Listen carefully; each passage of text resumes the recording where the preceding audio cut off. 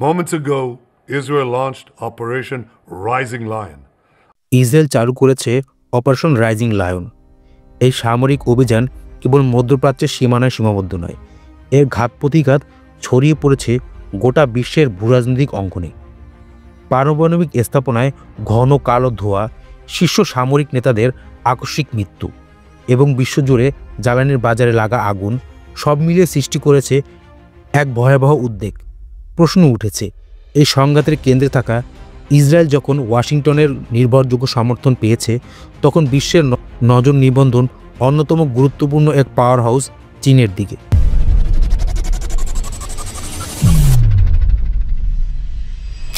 এখন একটু সরল প্রশ্ন আসে, চীন কী অবস্থান নেবে?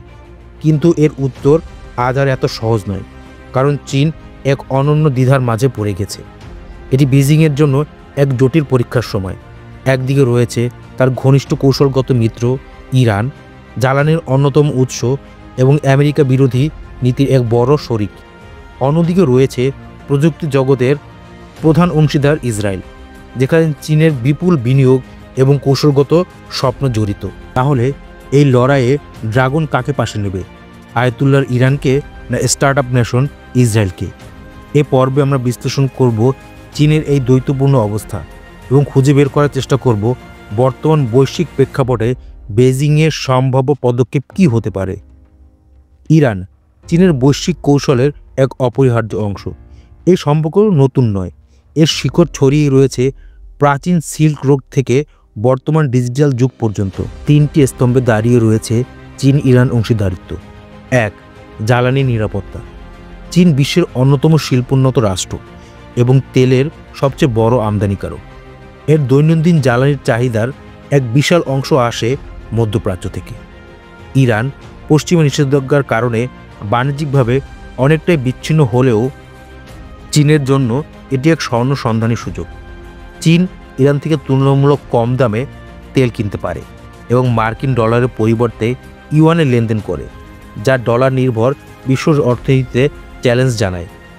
ফলে ইরানের রাজনৈতিক স্থিতিশীলতা চীনের অর্থনীতির জন্য অত্যন্ত গুরুত্বপূর্ণ।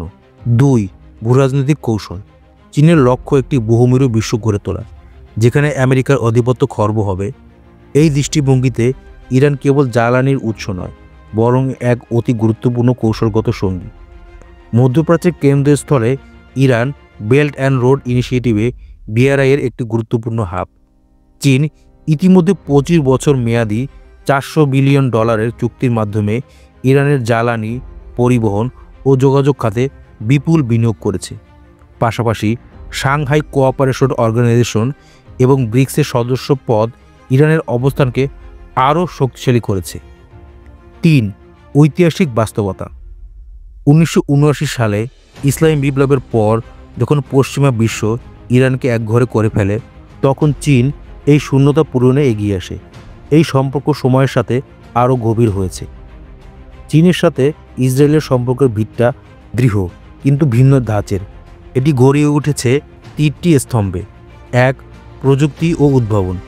চীন এখন শুধু বিশ্বের কারখানা নয়, তাদের লক্ষ্য প্রযুক্তিতে শীর্ষে উঠে আসা।